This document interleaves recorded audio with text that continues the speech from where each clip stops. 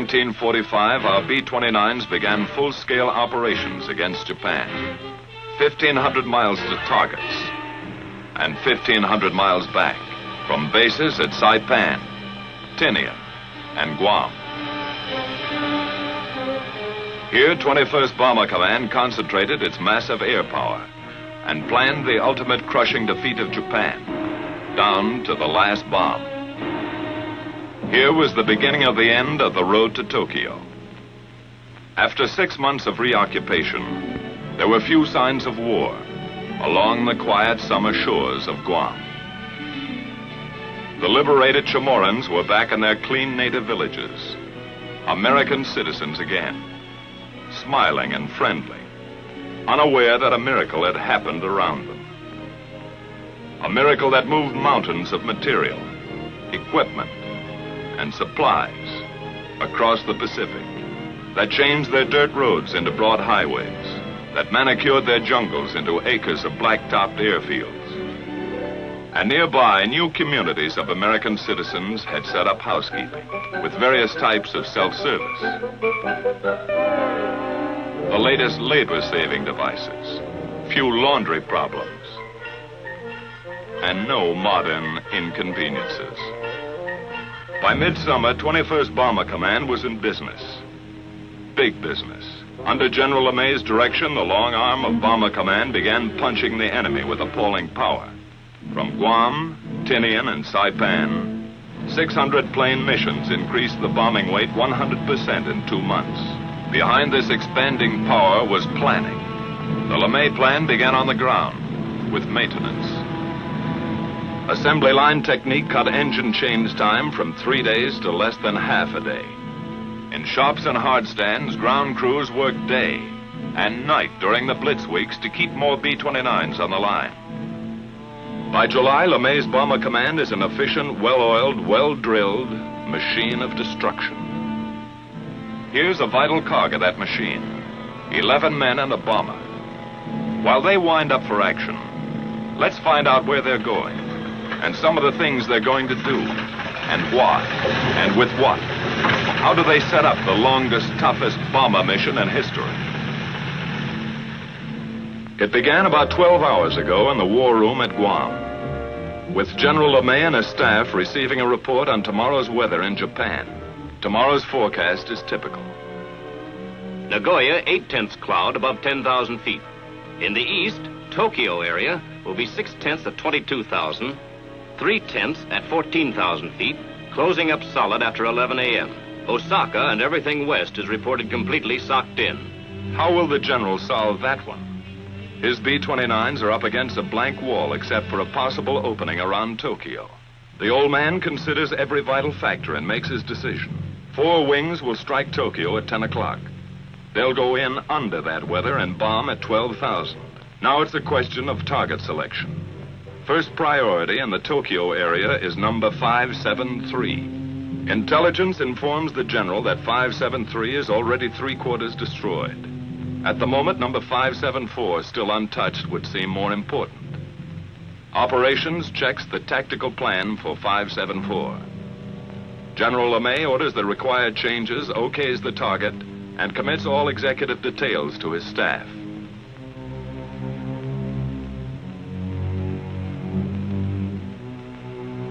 Operations, with his deputy chief of staff and project officer, goes to work setting up the changes. In that plans folder is a mountain of preparation by special sections of intelligence and operations. 1,000 hours of research. Collated facts and figures have been distilled into Tactical Plan 574. Aircraft will assemble as briefed with 3 groups of P-51s for escort. Smoke markers at 1-minute intervals will be dropped by lead planes to expedite departure from assembly point. 1 squadron each wing will carry M47 incendiary clusters. Balance of squadrons, 500 and 1,000-pound GP bombs fused a quarter-second nose and tail. Altitude of attack, 12,000 feet. Planes of 314th Wing will carry capacity fuel loads of approximately 7,300 gallons per plane. Calibrated airspeed of 210 miles per hour will be flown by all aircraft on bombing run. Radar landfall 3450 north and 140 east will be the same for all planes to afford a good land-water contrast checkpoint. The Navy is requested to furnish the following facilities for air-sea rescue purposes. 3 surface vessels to proceed to positions X. 4 submarines assigned to lifeguard duties at positions Y. 2 Dumbos to orbit at station Z. 4 B-29s will orbit as super Dumbos at the following positions. Each section of the plan is double-checked. To supervise certain aspects of planning, Lieutenant Colonel Catton, a former lead crew pilot, was recently brought over to staff as project officer. This officer's extensive combat experience now helps to iron out operational kinks. He will accompany this mission to observe new smoke signals at assembly point. A field order is now dispatched to the wings. Takeoff time is flashed to the controller, who coordinates the vast network of communications gathered here at the heart and nerve center of command. Here in the control room, status panels and a mission board are maintained to show at a glance the countless up-to-the-minute details of all daily operations. Prior to takeoff, each mission is set up on the board to afford a visual progress of the flight, from takeoff to target and return. Colored yarns, one for each wing, are laid out to indicate the flight lines, which pass close to Iwo Jima, the halfway point.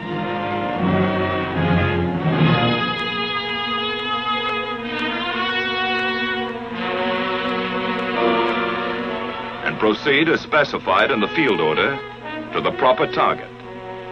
Other symbols are used to mark air-sea rescue positions.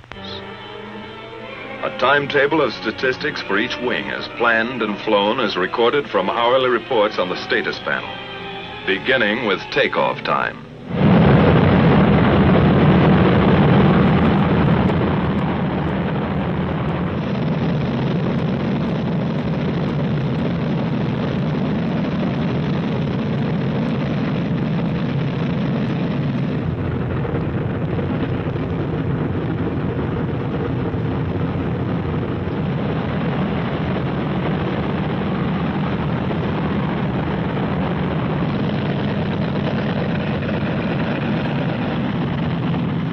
Veteran crews, it's just another day's work. One more 1,500-mile haul up and down the ruddy Pacific. 15 hours, 7,000 gallons, 4 engines, 11 guys. Knock wood. A water jump across 20 degrees of the globe. A continent of ocean. Destination, Tokyo. It's like taking off in Mexico for targets in Canada. The 314th is airborne. 145 planes, 1 minute apart, 67 tons each.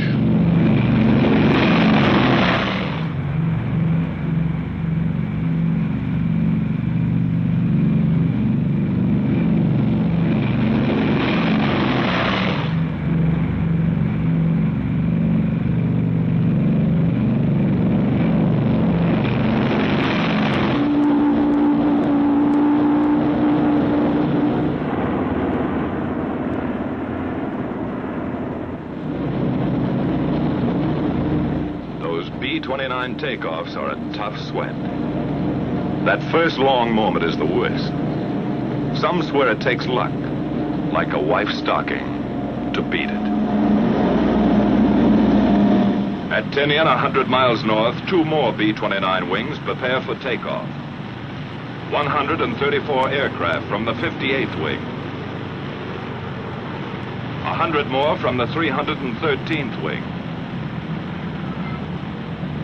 At Saipan, a few minutes later, the veteran 73rd wing lines up for takeoff. 153 more bombers are added to the mission striking force.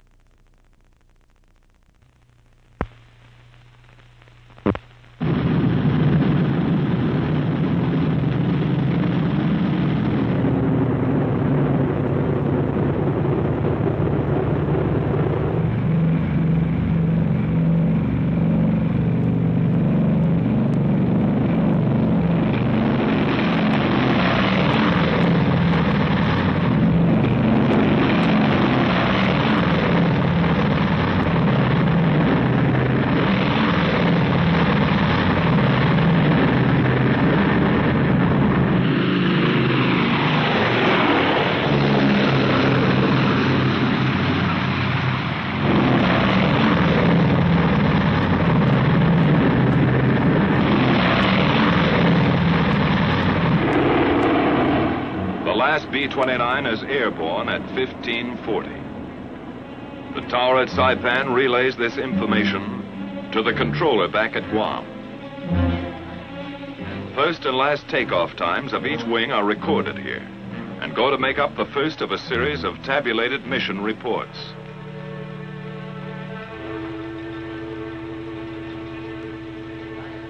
Copies of these reports are dispatched to headquarters, Washington,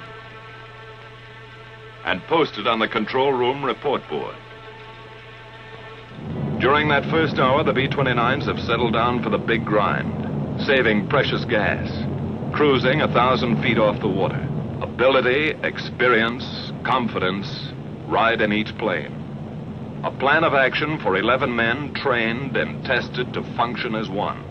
The navigator sets the course, logging island checkpoints as they climb past the Northern Marianas. Pagan, Assumption, Morgue, the Pohores.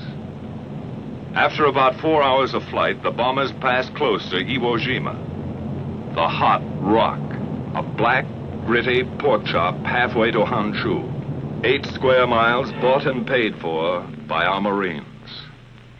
We made some quick changes, cutting away that sulfurous volcanic crust and rolling Iwo's surface into one enormous flat top.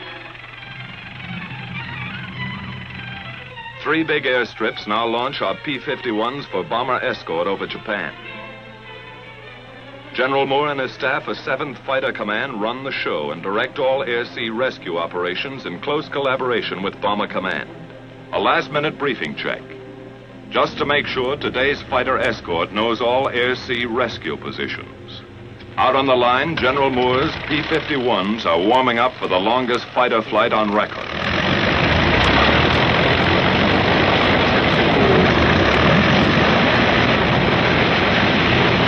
Seven hours on one engine, extra belly tanks, extra nerve and stamina in the cockpit.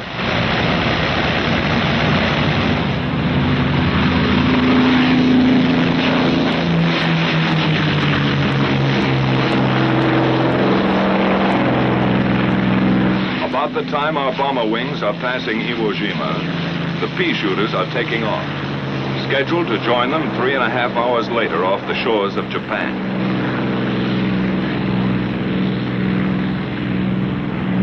After a rendezvous at Kita, the P-51s head for assembly point, led by B-29s designated as navigator ships. Farther west, our bomber wings grind ahead on the last lap to the Empire. Reports to the controller back at Guam give their flight position, which is kept up to the hour on the mission board. Still at low altitude, the B-29s are approaching the bad weather belt, where unreported storms and cold fronts appear suddenly across the bomber course. Pilot to crew, we're going to start our climb. Check oxygen equipment. Tell Buck he'd better get out to his doghouse. As they begin their slow climb to altitude, the crews prepare for the vital business ahead. And from now on till they come off target and head home, it's all business. The central fire control system is warmed up. Superhuman brain power at the flick of a switch. Each gunner flexes his sights and tries the coordinated fire controls with a few short bursts to clear the gun. After pushing up to altitude, the bombers arrive close to assembly point. Air in the pressurized cabin is comparable to 8,000 feet. But oxygen masks are adjusted and ready for instant use. From the southeast, our fighter escort appears with its navigator ships, which now turn off to wait for the fighters' return at Rally Point. The Mustangs climb in formation to take positions above the boxes of B-29s.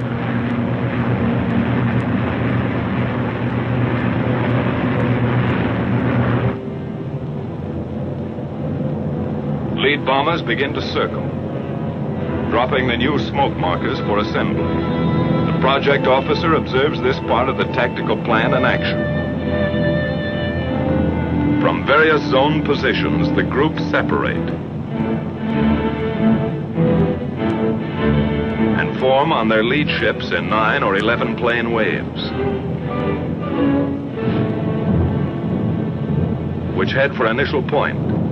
The big parade is on.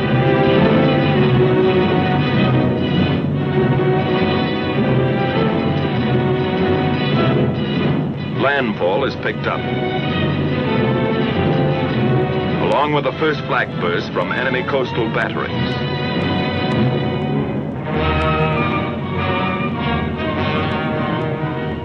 Fujiyama, the familiar white beacon, marks the turn for initial point.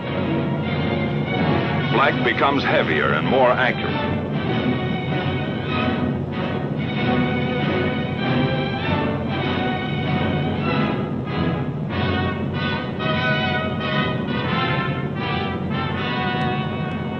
And now the first Jap snoopers appear, diving head-on into the formations.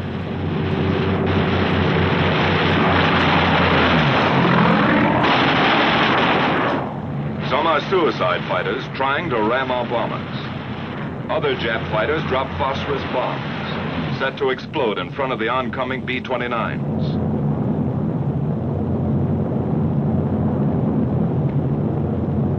Our P-51s go out after them and know they're tangling with experts. The P-51's job is to protect the B-29s. But some of those Jap fighters filter through and meet the blast of bomber guns.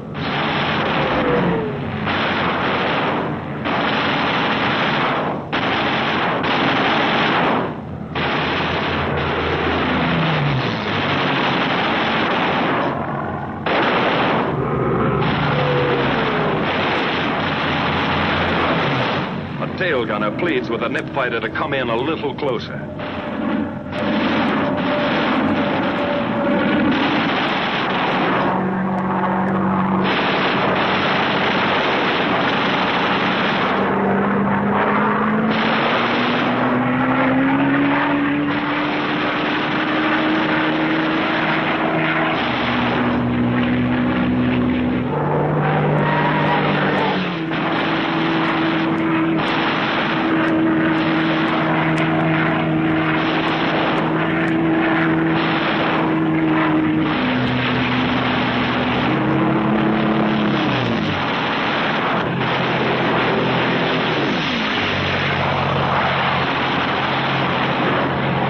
From the turn at initial point, the tight bomber waves move steadily on and get ready for business.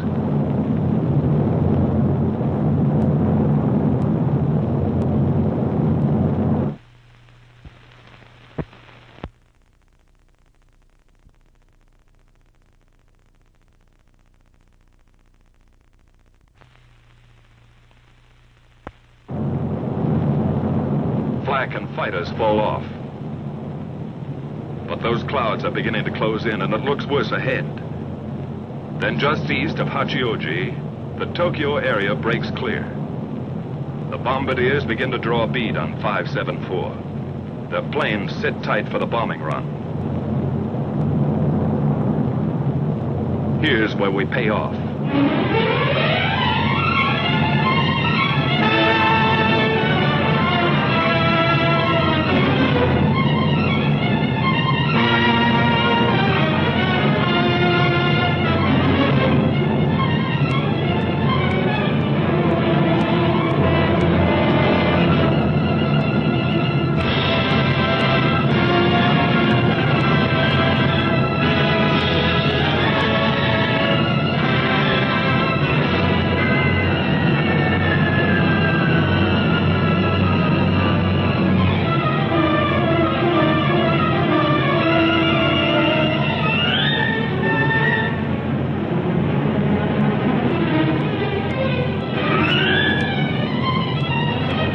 Two Jap aircraft plants and an airdrome, 12,000 feet below, are about to receive 4,000 tons of destruction.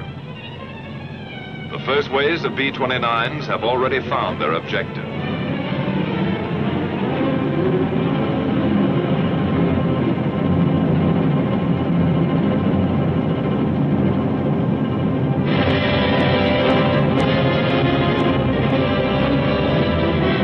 Succeeding bomber groups add their devastation to the smoking targets.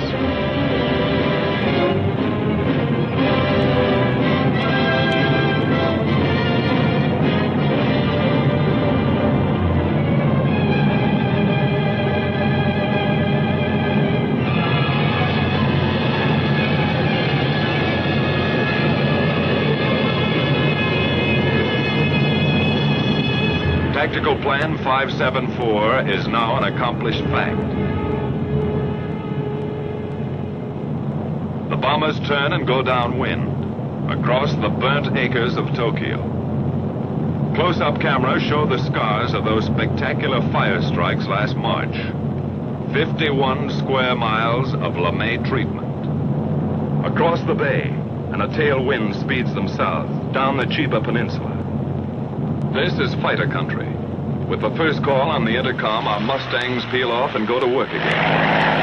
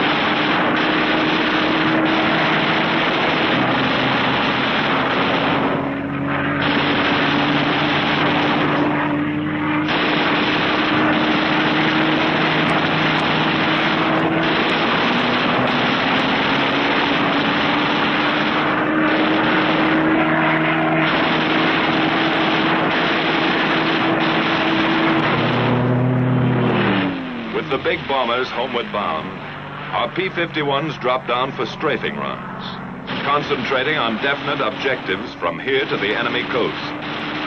Skimming along at maximum speed, the fighters pair off and go to work cutting vital Jap lifelines, blasting away at communications, radio installations, power lines.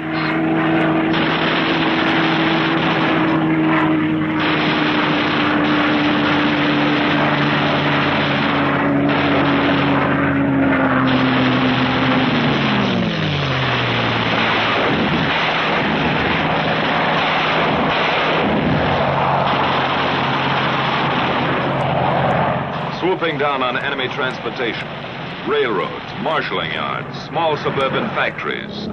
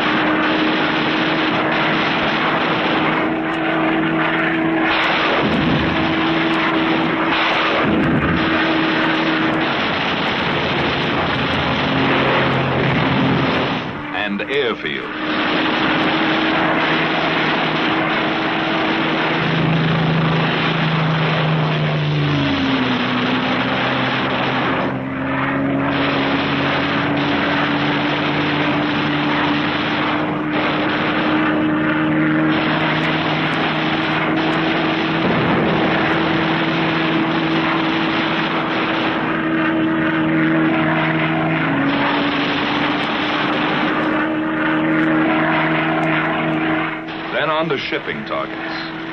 Freighters, fishermen, trawlers, harbor and coastal craft. Destroyer or lugger, it's the same enemy.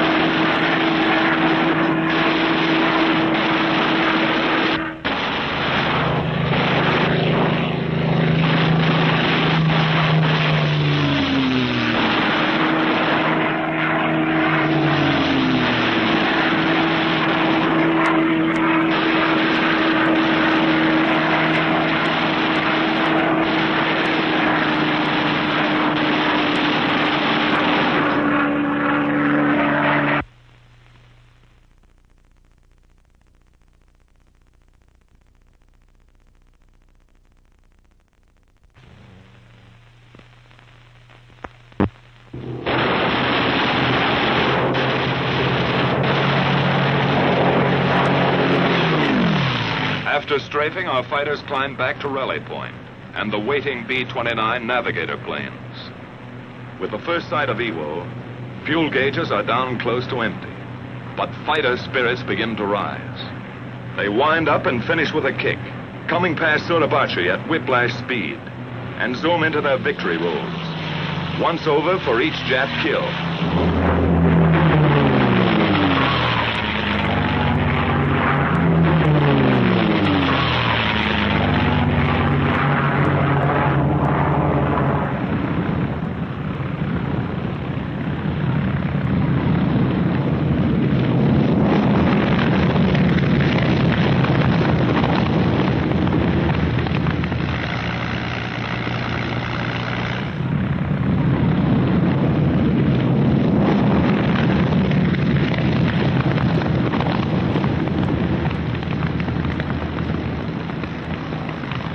After the last fighter groups are in, all hands sweat in those first limping B-29s. That runway is a beautiful sight as they let down with engines out, low in gas, or beat up by flak and fighters.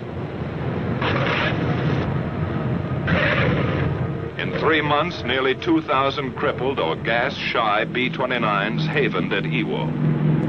You can understand why those 4 fanboys blessed those Marines and even named their planes after them. The lucky ones are fueled and depart for home bases in an hour.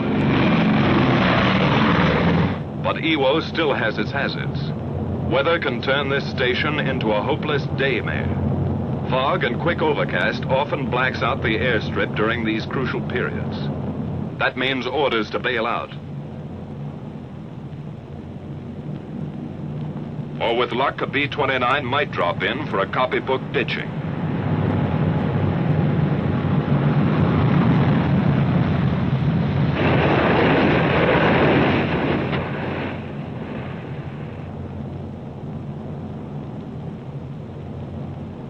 From here you can see how the cloud cover up there smothers the runway and realize what one pilot went through.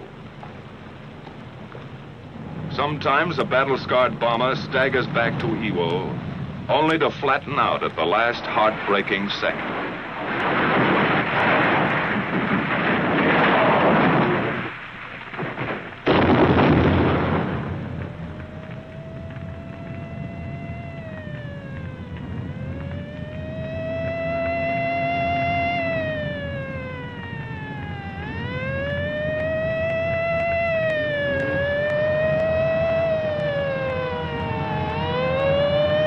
By some miracle, the whole crew got away from their stations to safety before 2,000 gallons of flaming gas enveloped them.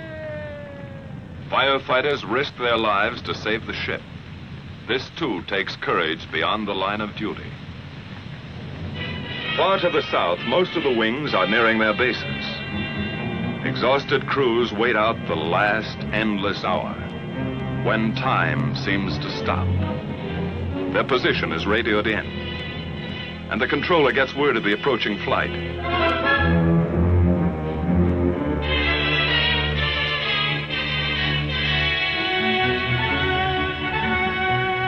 At last, the familiar Marianas appear on the horizon.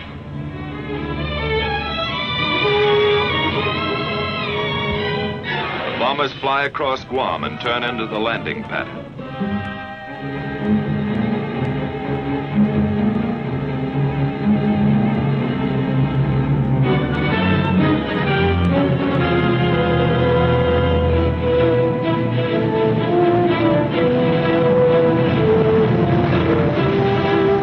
15 hours ago, they left the other end of that runway.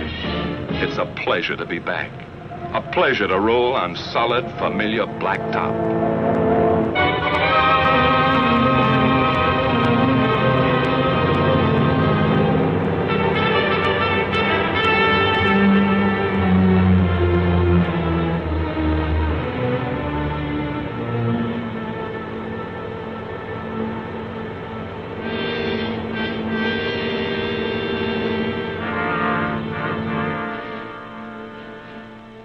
Good to feel the sudden, humid heat, to be among the living, swapping details with the ground crew. Flak, fighters, the close call, the one that got away. But some of those B-29 crews won't be able to talk it over today. 11 men and a bomber that didn't quite make it.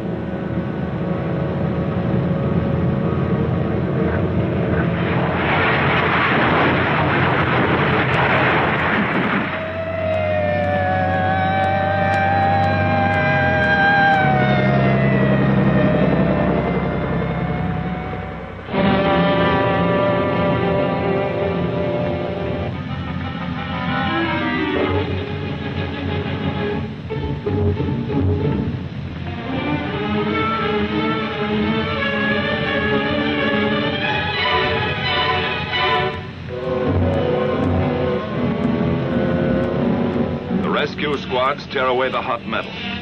Somehow in that burning wreckage, a man has lived to feel those eager, gallant hands. 1 life saved and 10 lost. That's part of today's toll.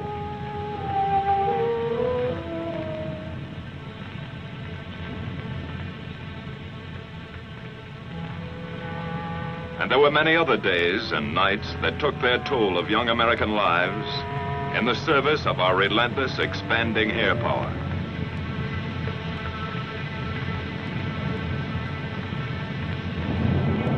By the end of July, our B-29s had all but obliterated the enemy's ability to make war. 1,000-plane missions were going to hit Japan with twice the monthly tonnage that ever fell on Germany. The question was, how much longer would a beaten Japan hold out? In August, we made a test that never was applied to Germany.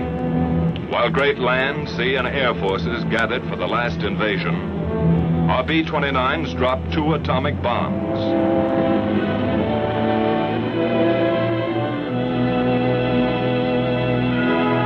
Which hastened the surrender of Japan and saved untold thousands of American lives.